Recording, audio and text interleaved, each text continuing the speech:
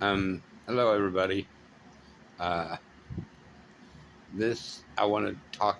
I want to make this as short as possible, but I want to be able to discuss the color coding of the photo cube and why they're colored in the way they are. First, you have, um, well, first you have the red, 3D red arms that extend down from the top die down to these mid-level dice. Then you have the bottom die with the 3 green arms extending upward towards these sort of mid-level dice. 1, 2, 3, and these 1, 2, 3. Then you have a blue arm, a sinusoidal-like arm that goes up, down, and up. It's like a sawtooth, sinusoidal sawtooth arm. And then you have a yellow sinusoidal-like sawtooth arm that extends from this die down to this die, up to this die, and down to this die. This blue arm extends from this die up to this die, down to this die, and up to this die. And the reason they're colored the way they are, they could be any 4 separate colors, but I chose red, blue, yellow, and green because they're the ones that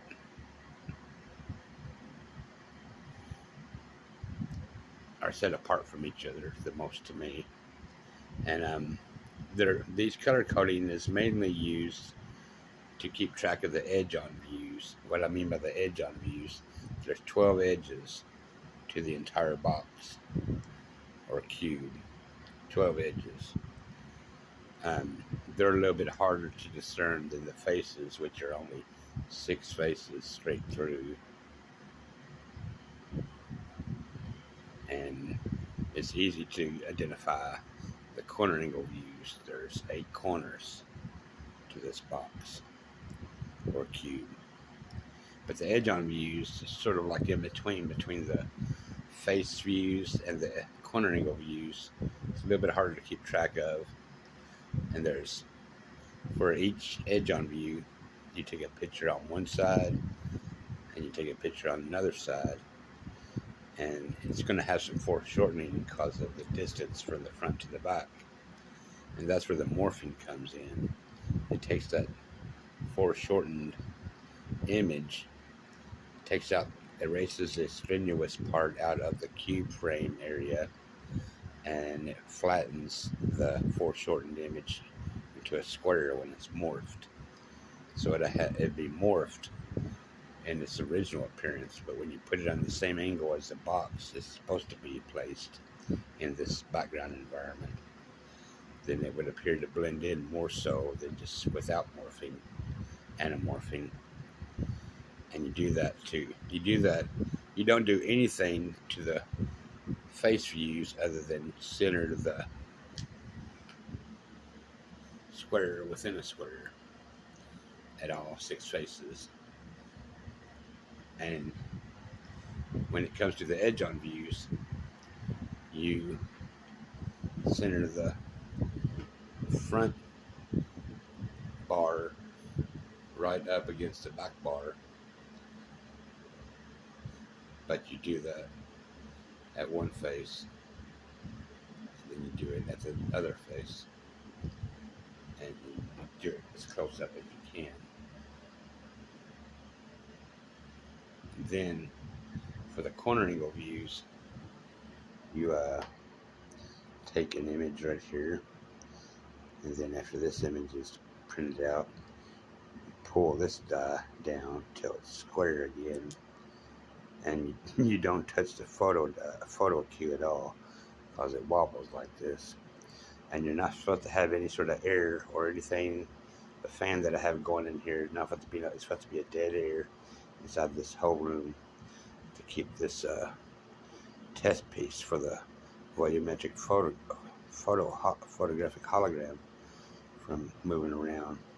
But it would only move around a bit. The tension in the string won't let it move around too much, but you do see it move around a little bit because of the air going around in here.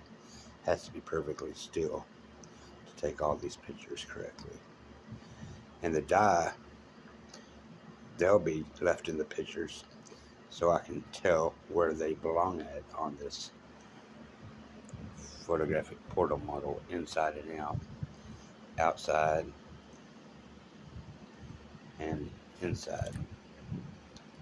And so and one last thing, this of course I mentioned in the one of my other videos, each face has the same number displayed on that die, on each dice, all the dice at that face. That was 3, this is all 5s, and so what I'd have to do is shine my laser pointer straight through here, or straight around this star through here, and it would go somewhere. The 3 would now be positioned somewhere up there. The same with all these others, 5s and all the other numbers.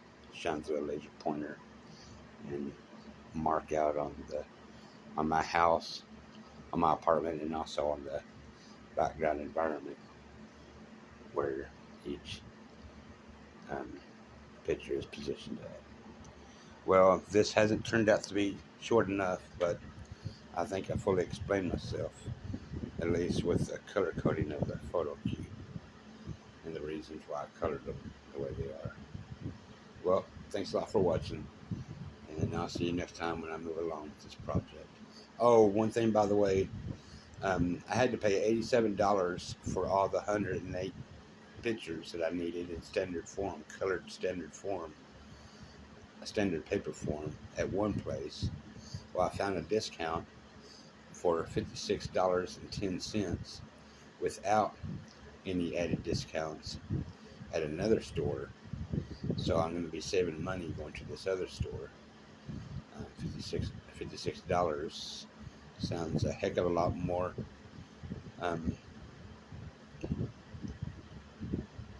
Heck of a lot more better than $87. So, and this is all about saving money since I'm using my own funds. So thanks a lot for watching, everybody.